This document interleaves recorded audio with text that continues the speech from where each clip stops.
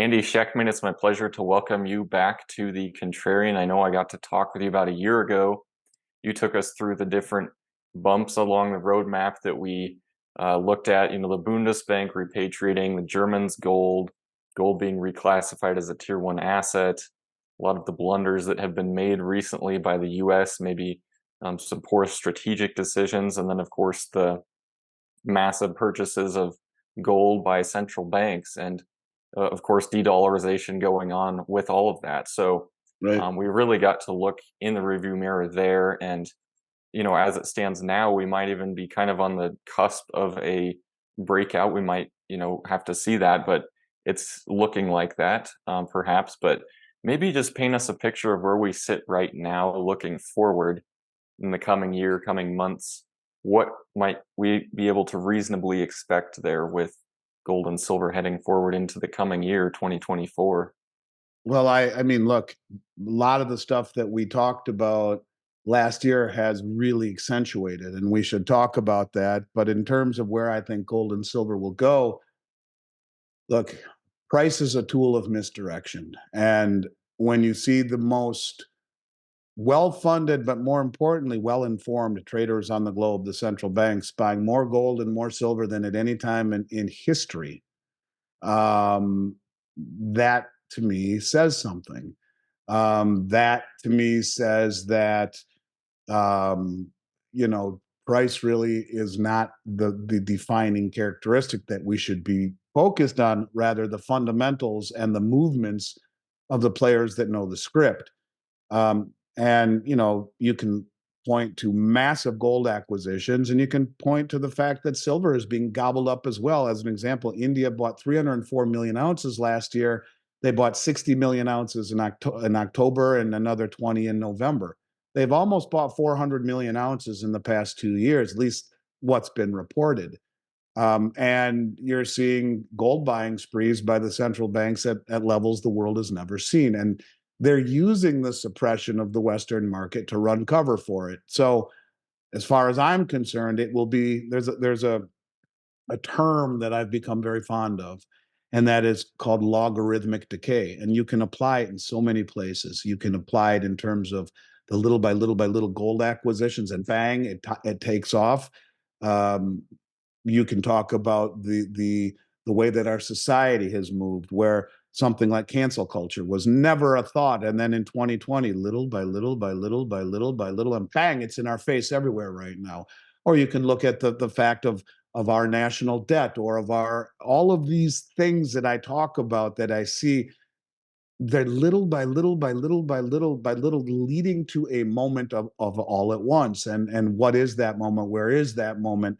We can look at the BRICS as an example, and their growing coalition of countries, where another 20 countries have just signed on to the BRICS, formerly Afghanistan, Algeria, Bangladesh, Bolivia, Cuba, Ecuador, Indonesia, Kazakhstan, Mongolia, Nicaragua, Nigeria, Pakistan, Senegal, Sri Lanka, Sudan, Thailand, Turkey, Uruguay, Uzbekistan, and Venezuela.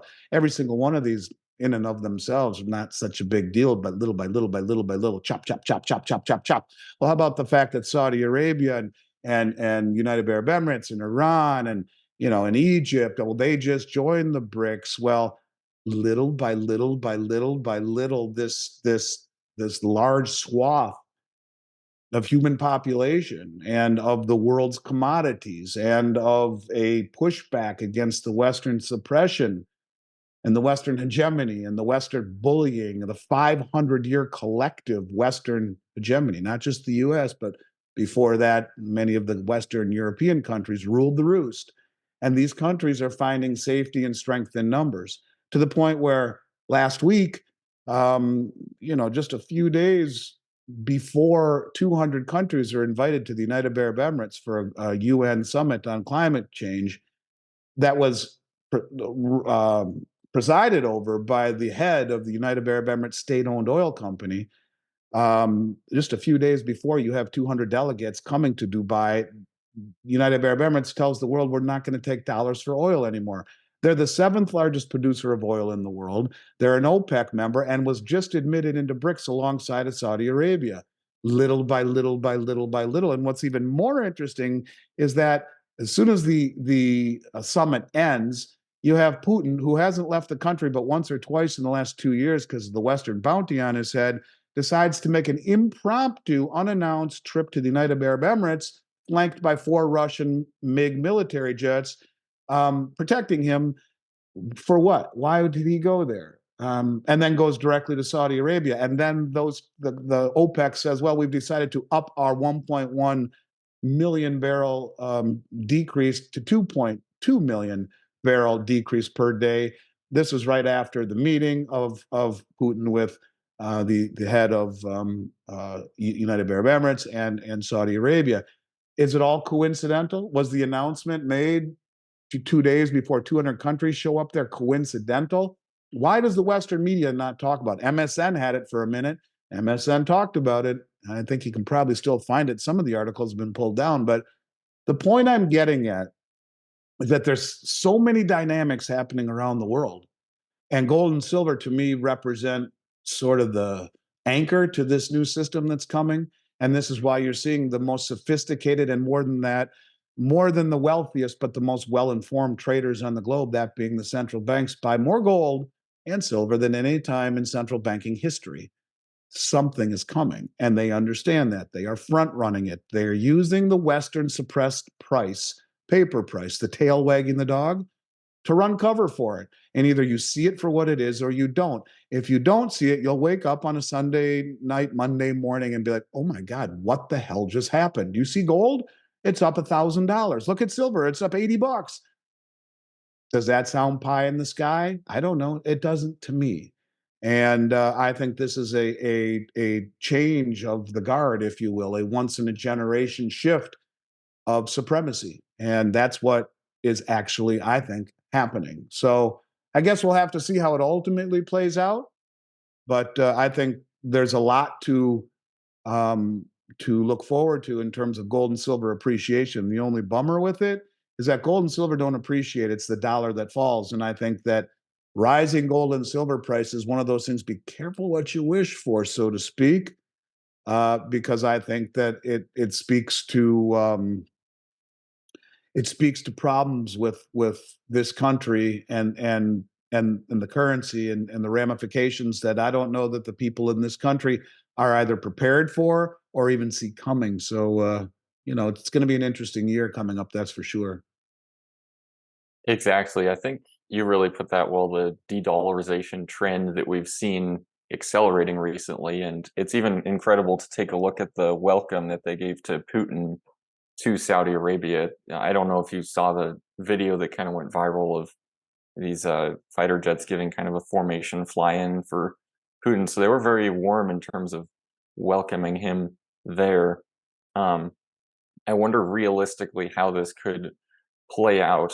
For example, is the dollar kind of going to succumb to the demise that previous reserve currencies have, like the British pound or the previous currencies prior?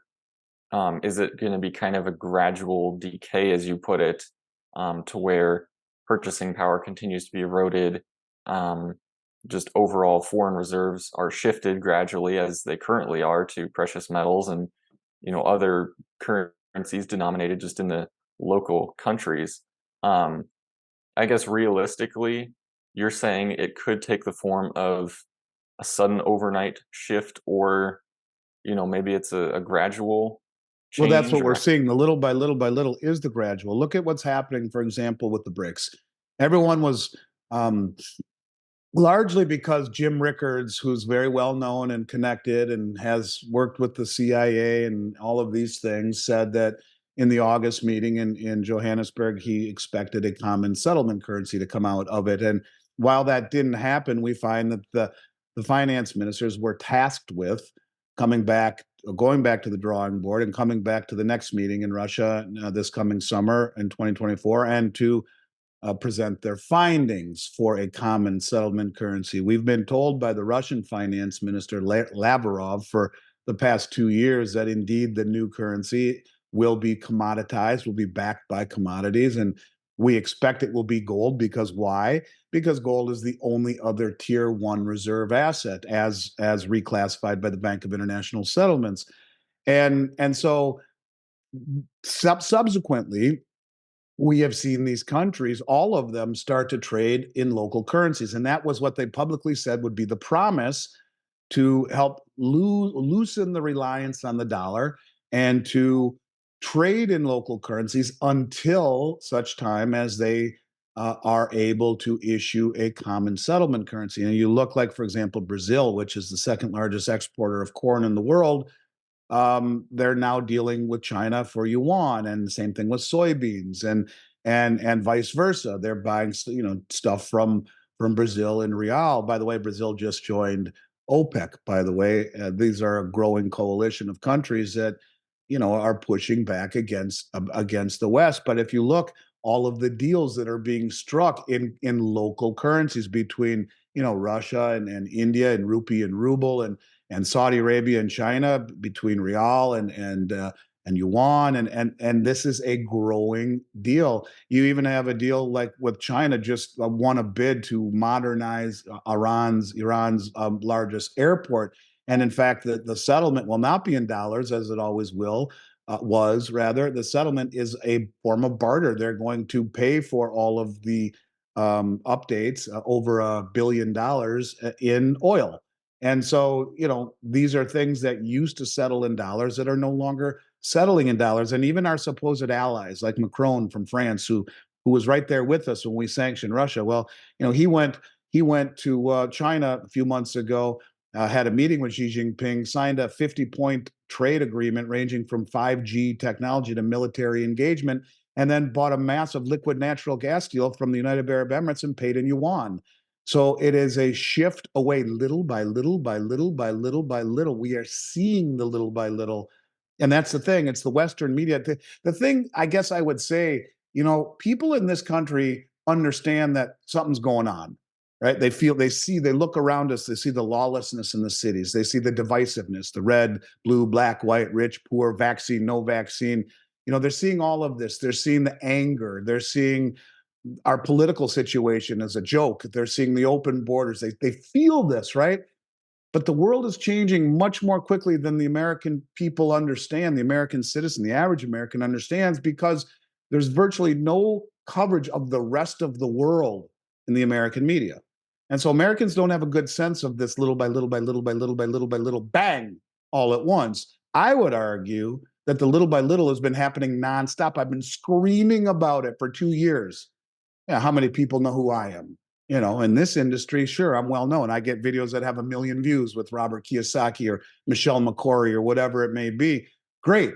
But in the scheme of things, we're the pimple on the elephant's ass. And when the elephant wakes up and says, holy crap, what just happened? How did that happen? I never knew any of that stuff was happening. Well, how many people know that? How many people know what the BRICS is? How many people know that gold is a tier one asset? How many people know of what's going on in Saudi Arabia, or the fact that Saudi Arabia signed a military protection agreement with Russia, or joined the Shanghai Cooperation Organization, which is the largest regional military organization in the world, or any of these things that, when put together, 20 new countries signed up to the BRICS. When you talk about cryptocurrencies, what's the word they always say? Mass adoption. Well, when you want to talk about a currency, a new system that will gain legitimacy, how do you make it work? 3 ways. Number one, peg it to gold. Why gold? Because it's the world's only other tier one reserve asset, as updated by the BIS in 2019. Marry it to blockchain technology. Why? Because this system, which is so opaque, has lost credibility and trust, needs transparency. So how do you make it work? Transparency, and you make it work with a blockchain technology, with a veracity, an immutability, that being gold, and then you have mass adoption. You can't come and issue a new system without mass adoption. So now you have 11 countries right now, or 10, because Argentina is backing out, it looks like, with their new administration. 10 countries, and then you have another 20 that have formally applied. Well, that puts it at 30, and another 20 that have informally applied. That puts it at 50. You look at the Belt Road Initiative, it's got 150 plus countries already, and it's all the same players. You're going to see them, the Eurasian Economic Union and the Shanghai Cooperation Organization, they're all going to meld. Before too long, you will see the majority of human population in this swath of humanity that has a much bigger GDP, a much bigger military might, and a much bigger subsection of human population, little by little by little by little. And the people in the West have no idea what's coming, and they can't get out of the way of it because they don't see it. Because while we see all of the crap that's happening here, we don't see what's happening around the world. And that is kind of the Achilles heel of the American consumer, of the American citizen who is trying to prepare. If you don't see what's happening outside the border and all of this growing chorus of countries that are pushing back and growing against the Western hegemony, then you're only getting half the story, and the other half of the story is almost scarier than what we see here at home. Okay, that's correct to put it in terms of almost not hearing what we, need to be hearing right now in terms of big things happening around the world. But maybe almost coming back to the US, the Fed actually just had their meeting last week in which Jerome Powell was, I think, a lot more dovish than most people were expecting. And gold, of course, rallied pretty heavily on that, as did stocks and bonds. I wonder what your expectations are for the Fed in the coming year. Do you have expectations for them? Are they going to turn from their, more hawkish uh, policies that they've had? Will a recession kind of force them to? What might we realistically expect from the Fed in the coming year, in your opinion? Well, I think they gave up on fighting inflation. I don't think it's a victory. They've been talking about a 2% target for inflation. And, even if you use the CPI numbers, which are a lie, you're at 4% inflation. They're half the way to their target and they're giving up right now.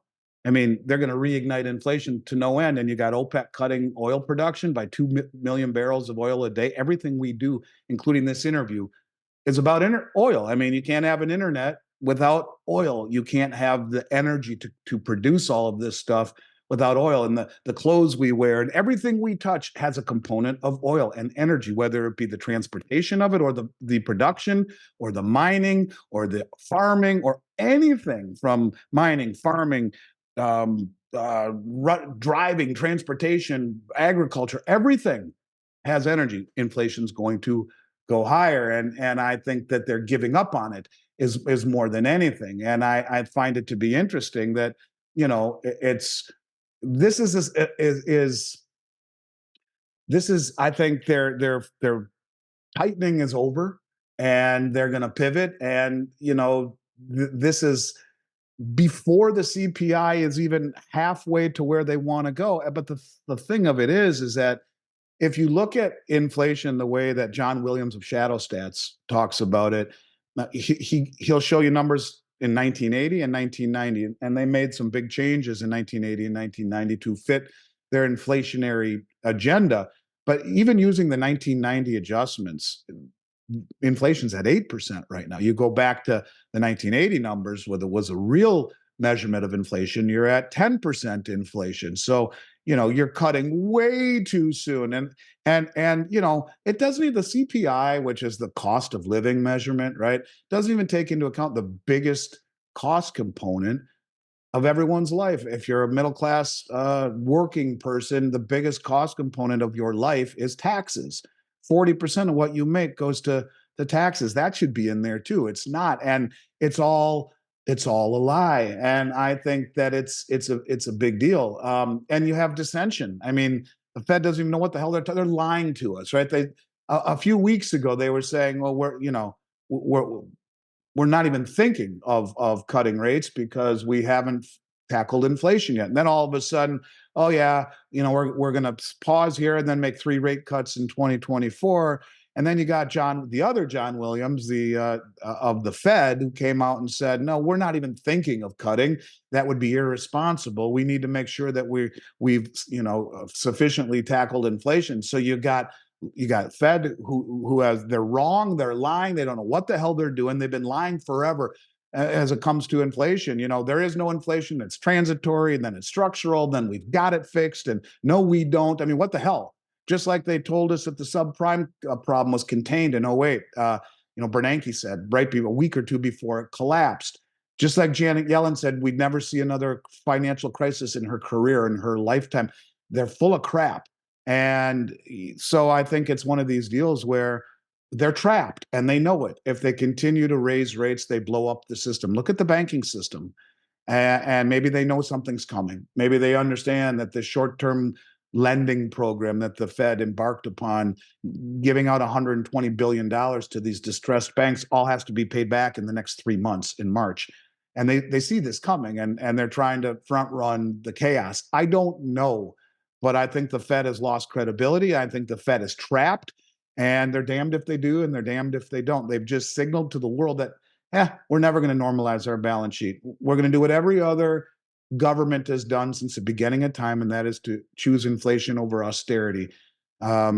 Because look at it this way, right? The Congressional Budget Office just came out, branch of the US government. By 2031, in 7 years, 100%, they project 100% of all tax revenues will go just to pay the interest on the debt and the mandatory entitlement spending, like Social Security, which, by the way, is off balance sheet and is $70 trillion underfunded. And a trillion seconds ago, just to put it in perspective, is 31,688 years ago. And we're 70 trillion underwater in Social Security. Oh, I see. That's reassuring, right? So let's frame it this way. How the hell is it that this country can remain the dominant political and military superpower of the world when in 7 years, every bit of discretionary spending of the US government, which includes military, will have to be borrowed? So the rest of the world is going to borrow us money to build our military, to suppress them and to coerce them and to bully them into following the American way. And this is what exactly why the world is pushing back. I'll give you one more example. We invaded Iraq 20 years ago in 2003, and they would tell you it was done illegally. We were looking for weapons of mass destruction, didn't find any. Sorry, we destroyed your country and toppled your regime. We're currently sanctioning 14 of their banks for trying to buy liquid natural gas from Iran and trading with their banks so that they wouldn't fry to death in the middle of a 230-degree summer in Iraq. And so we sanctioned those banks. I know you can't trade with Iran. They're on the do not play list.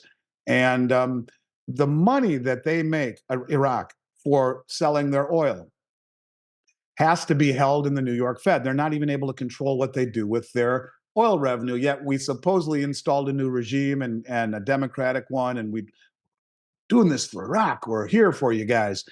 20 years later, they're still occupying. We're still occupying them. We're sanctioning their banks. And just a month or so ago, Iraq said to the U.S., listen, we made $90 billion in selling oil in 2022. Could we please have $1 billion of that? No, they said no, no, no, no, no.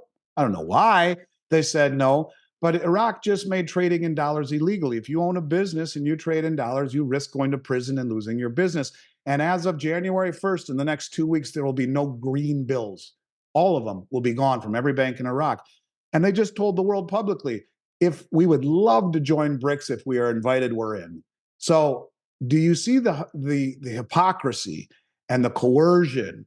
And instead of doing things in a cooperative fashion, we do things in a coercive fashion. And the world has had enough of it. And then you destroy the value of the dollar through inflation. And look at the bond market.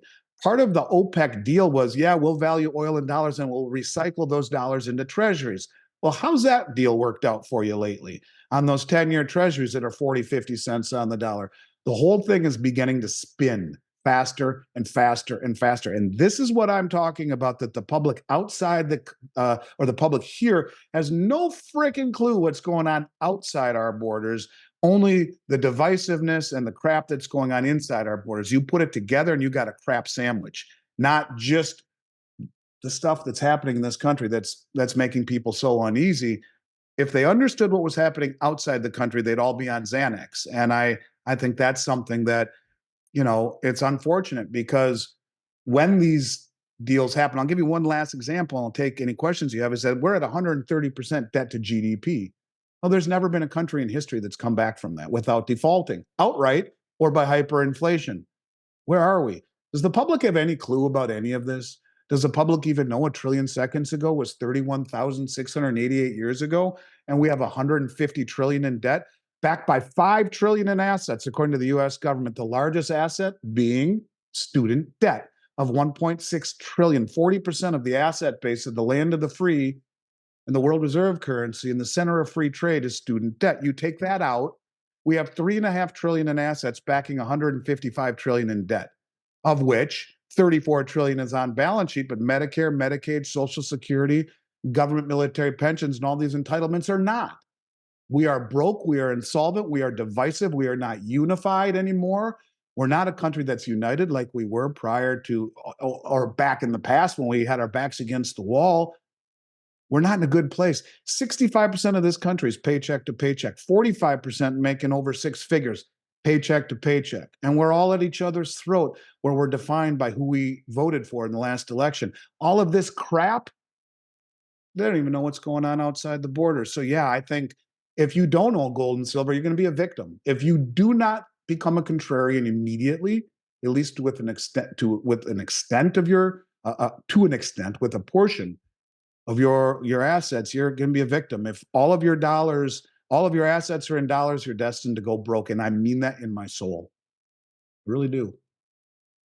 Yeah, I think that plays in well with what kind of almost easy steps people could do to prepare for this, or to, not that there's a specific outcome to prepare for, because there's maybe several different avenues this could go, but most likely of which would probably go the hyperinflation route eventually, not the default route, because central banks tend to pick hyperinflation over just Of defaulting course. Of on their course. debt.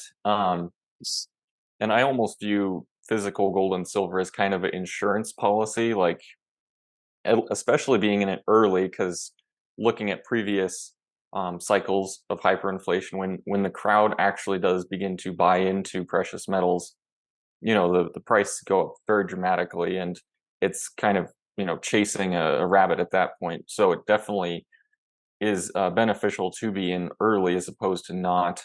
Um, I guess, what sort of advice might you have for your average person who, maybe is just hearing about this now? Maybe they've heard about the BRICS a little bit, or de-dollarization some, but don't really, fully grasp everything we've talked about. How could your average person maybe put some of this advice to the best use? Well, look at not only the wealthiest traders on the planet, but the most well-informed, the central banks, have bought more gold and silver over the last 2 years than at any time in central banking history ever. So the people who know the playbook are loading up on it. That's one thing. And in terms of how does the average person do this, you pay yourself first. You become regimented. You buy something every couple of weeks when you get paid. I don't care if it's 1 ounce of silver, 1 ounce of gold, or whatever it may be. You have to start somewhere. You let the laws of compounding work for you instead of against you. Yeah, I own a precious metals company, a big one, and I want people to understand that I come from a place where um, capitalism and good intentions are not mutually exclusive from one another. Yes, I believe this in my soul, that this is what you need to do, and I own a business that says it. I've been doing this for 34 years. I sold gold and silver in the 90s when you couldn't give it away, when nobody wanted it, and I've understood what it is this entire time because of the best gift my father ever gave me. When we started this company, I was barely 20 years old, and he said, I won't let you make the same mistakes I did. We started in a one-room office the size of a closet. My dad's middle name is Miles, and his best friend who lent us $60,000, his middle name is Franklin. I come from nothing. My family comes from nothing. People need to understand that, is that this is not coming from an elitist who's been wealthy his whole life and can say this. No, I come from nothing. And a wing and a prayer, the most unlikely cast of characters to have ever achieved what we did, ever. And we're almost to 10 billion in sales. And I pinch myself every day. I'm a patriot. I can't believe what this country has afforded me, the opportunities. But no one would have ever given us a chance, a snowball's chance in hell of being successful, coming from nothing. And, you know, it wasn't always easy, but what my father told me is what I would tell everyone. It was what I tell everyone who works for me. And it's a condition of employment at my company. And if you don't like it, then find another job. And that is, every 2 weeks, you will buy something. I don't care what it is. You'll buy something for yourself every 2 weeks. And it was the best gift my dad's ever given me. Honest to God. I mean, he taught me how to save. He taught me how to pay myself first. He taught me how to get out of the rat race, and he taught me the laws of compounding and how important they are to understand them. Um, because most of us, our whole lives, have the laws of compounding chasing us instead of us controlling it. And, going into debt is now like, a birthright.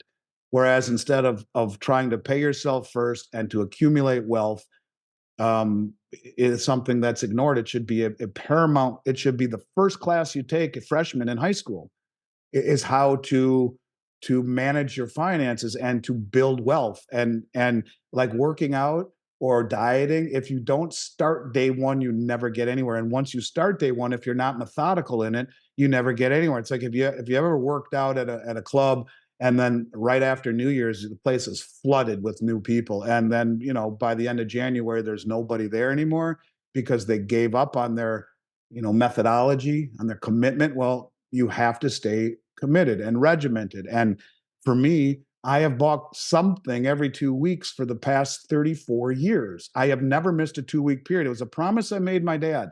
He said, "You'll do this or I'll fire you." All right, I can do that. Well, I've owned the company outright for 2 decades, but I've honored my promise to my dad, and I'll continue to do so. And every 2 weeks, I don't care if it's 1 ounce of silver, you pay yourself first, or you ain't ever getting off the wheel. And that's the honest to God truth. That's how you win. You pay yourself first, and you mitigate your variable rate debt in an environment where ultimately, I don't care what the Fed is talking about, ultimately, the market is stronger than the Fed and rates will go higher. So, what can the average person do? Start to pay off your debt and pay yourself first. And that's how you get ahead.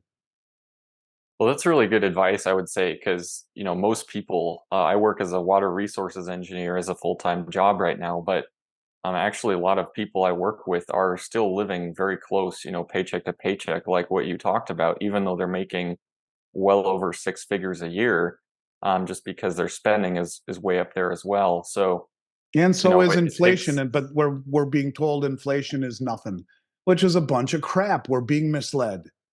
And if yeah. you don't see, I mean, look, the CPI takes out of the equation food, energy, and housing. I don't know about you, but I like to live in a house and I like to eat and I have to drive somewhere sometimes. So why is that excluded in the core CPI? I have no clue. But we're being misled. And so, if you're making over six figures, you should be able to live nicely, right? Well, how much does it cost to go to the grocery store anymore? How much does it cost to go out to a nice restaurant? What if you live in Manhattan? What if you live in Miami or any of these larger cities? How much does it cost? And that's the crazy thing. It's like, I remember being younger when, I used to bag groceries when I was 15 years old. And if someone came up with, a full cart, maybe two carts, it was going to be $100. Now $100 is, a carton of strawberries and two steaks.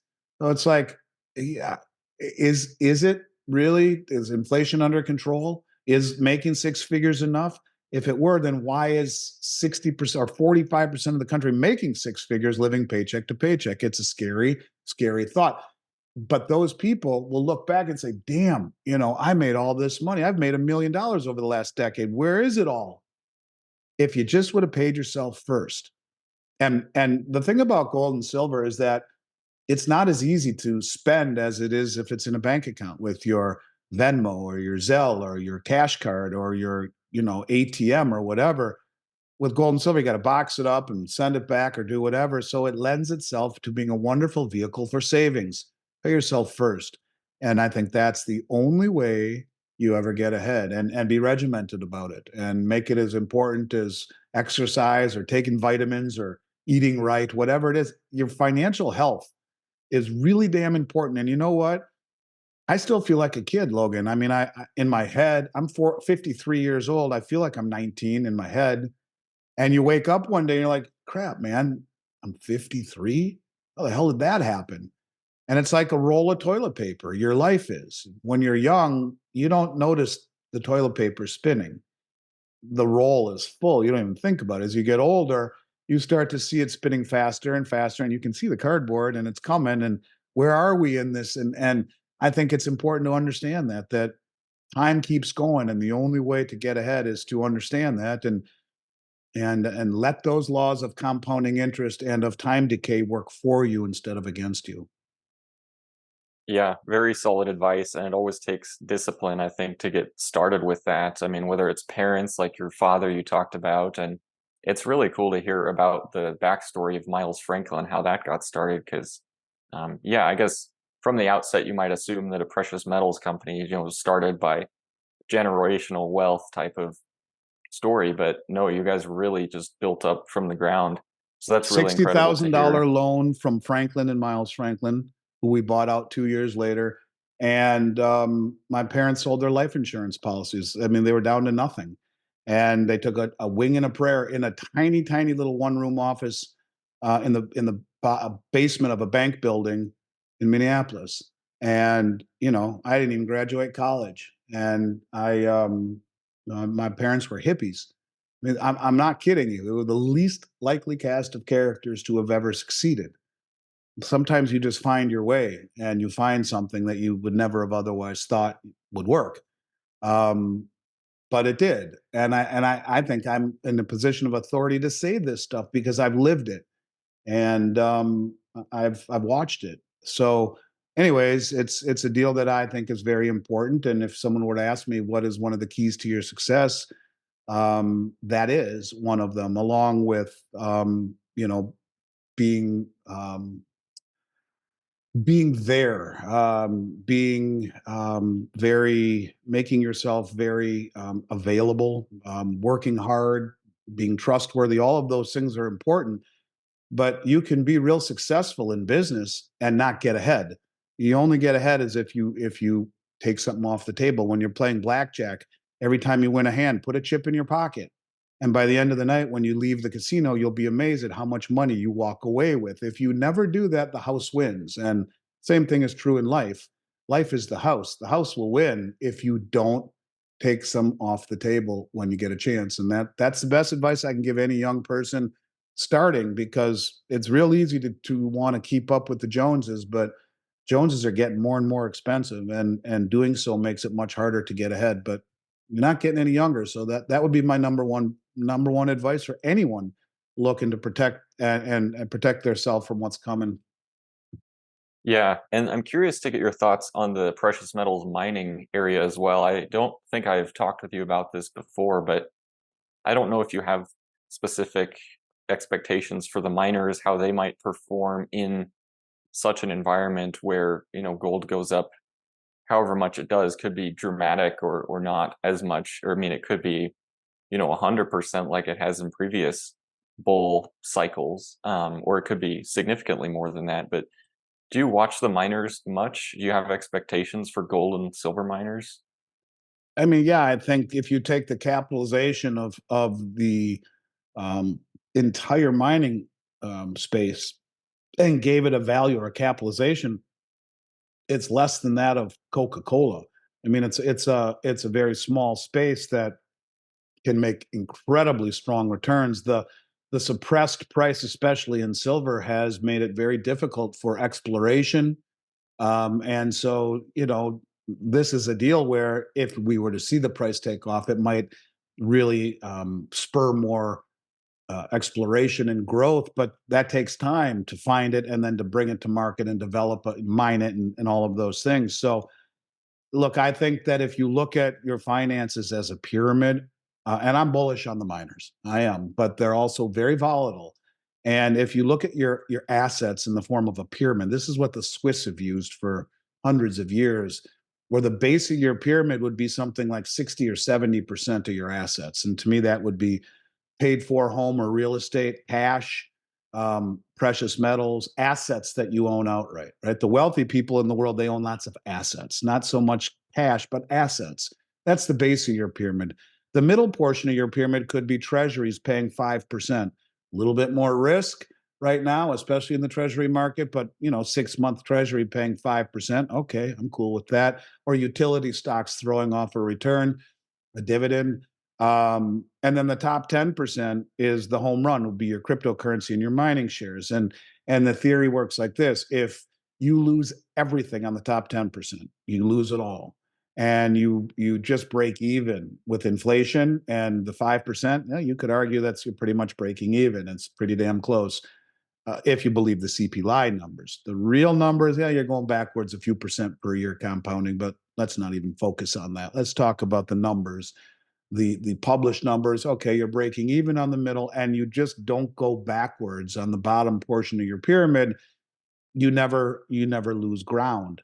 And so in a perfect world, yeah, you hit a home run on the top 10%, and the mining shares give you that type of potential, especially when you see the big funds move into gold and silver in that environment where it's really taking off. The top 10% percentage potential outpaces the bottom 90%. But the volatility makes it so you don't want to invert your pyramid. So I do think people should own some, but do not substitute physical gold for mining shares. They're cousins at best. They're not the same thing. And if pardon my French here, but if the shit hits the fan, do you want stock in Kellogg's or boxes of Frosted Flakes? Well, the same thing would be true here. Do you want the real thing in your hand, or a derivative of it in a stock? And in the Great Depression, the I think it was Homestake Mining was the number one performing stock when the whole market collapsed of the whole United States Stock Exchange. So there is certainly a lot to offer and to be said for an industry that has been beaten down the way that the mining industry has. But just be careful and don't over allocate it, because it is very volatile, which cuts both ways, and leveraged, which cuts both ways. But yes, I think the way to do it personally would be to stay away from the juniors and the exploration companies right now, and buy the majors, because the majors, even like the major royalty companies like Franco-Nevada, is selling for a big discount to where it should be and where it has been in the past. And the same thing is true with all of the majors in silver and gold. I am bullish on it, but I think the allocation needs to be mitigated when you think about where it belongs in your financial pyramid. Yeah, thank you for breaking that down for us, almost giving a weighting of what should or what ideally we might be thinking of. And I'm sure for everyone this will look a little bit different. Um, but I know you also mentioned crypto in there. I don't know if I've asked you about crypto before. It sounds like you, I guess, rightly identified that it's also very volatile. Definitely shouldn't exceed this 10% category. But do you hold any crypto or have any thoughts on, I guess, the crypto industry as a whole? I own some because as someone who talks about de-dollarization, I didn't want to kick myself for not owning some. I come from a world where, here again, it doesn't have to be mutually exclusive. You don't have to be in the gold camp or the crypto camp. I think they're both speaking to the same issue, and that is of the problems with the dollar and with uh, the political and geopolitical landscape. But I think the difference between the two camps is that when I sell gold and silver, even though I will tell you silver to me is the investment of a generation, offers unbelievable potential, I don't own it myself for that reason. I own gold and silver because they are wealth that has outlived two world wars, German hyperinflation, the Great Depression, every pandemic, anything the world's ever thrown at it for 5,000 years, and it's still wealth. And the most well-funded and well-informed traders on the globe, the central banks, are attesting to that by buying more than any time in history. It is wealth that has outlived everything the world's thrown at it. And so to me, it is more of an insurance defensive position, whereas crypto, it seems the mentality for most people is to get rich. And I think that the way to win is use that same casino analogy. You put money into Bitcoin or to Theta or to Ethereum or to whatever it is that you're putting it into. And when you make profit, pull some of that profit off, put it in your pocket in the form of gold and silver. They're the same argument, just looked at through a different lens. And that is that the dollar is not the place to be. There are better places. Fine, I agree with that. And for nothing other than the fact that it's woken up a generation of people into seeing what fiat currencies are, great. It's the motivation. And I would just simply say that it should not be either or, it should be there are both that are appropriate in your portfolio. And there is a way to take your chips off the table in a volatile casino, and that is the cryptocurrency casino, where you don't see gold go up to 65,000 and then fall down to 15,000. You don't see gold above 2,100 either. But the point of it is, in terms of percentage gain and loss, that volatility is something that works against you unless you let it work for you. You could be a trader and play that volatility. If you're more of a long-term buy and hold, then take the profit off the table, keep your principal, put it into gold and silver, and now you win. You leave the casino with chips in your pocket. So yeah, I think that there is a space for crypto. It's not something I understand very well, and therefore I have a very small allocation to it. I try and understand it, but I have a hard time with it. Um, but I'm not a crypto basher whatsoever. I just think people should remember that it is speculative, and the way that you win in this speculative world is to take some of the gain in that speculative endeavor and put it into something boring and stable, so that when you wake up one day and you're, wow, I'm a lot older than I was back then, but I have something to show for it. I can't tell you how many people I know that have ridden markets up, rich as hell on paper, then bang, damn it, why didn't I sell when I knew I had?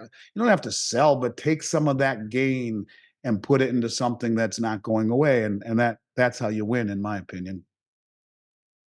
Yeah, I think that's really solid advice there. Or, not that any of this is to be taken as tailored advice, but almost just perspective on crypto. And I do know several people as well who, on paper, it was worth significantly more than it was now, what they have. But it is possible definitely to It's get. never fun or easy to sell in the up, and it's never easy. I mean, when the prices are going up, it's going up forever, and so you have to do that. You look at any speculative mania; they never end well. You have to do that. That's how you win, and that's how the insiders win. The insiders are selling when everyone's voraciously buying, and vice versa. And that's why I was listening to George Gammon talk the other day about how he made all this money in '08 in the real estate crisis, because people didn't have any money, and you can own your house outright, but if you can't pay your property taxes, or your association dues, if you live in a condo in Florida or whatever, they'll come and take it. Well, he was sitting there with and buying properties at pennies on the dollar. Well, that's what smart investors do. It seems kind of mean, but it's not. I mean, it's the world we live in, and if you're prepared to take advantage of something, well, you buy low and sell high, and that's what most people do, the opposite of that. So yeah, you start selling high, and either reallocating into something on the low side or putting it into something safe and stable to retain those profits that you had on the high side. And it's very simple yet very hard to do, because we're all geniuses when things go the right way. And when they go the wrong way, it's that son of a bitch who I listened to that gave me the wrong advice. So take a little bit of accountability, and, try to think of the big picture. How do you get ahead? And to me, you get ahead by taking your winnings, and at least some of them, and putting them off, out of the game, so that, you can continue to ride the original investment, but that you got some gains over there that will keep you going, if the game doesn't work out so well.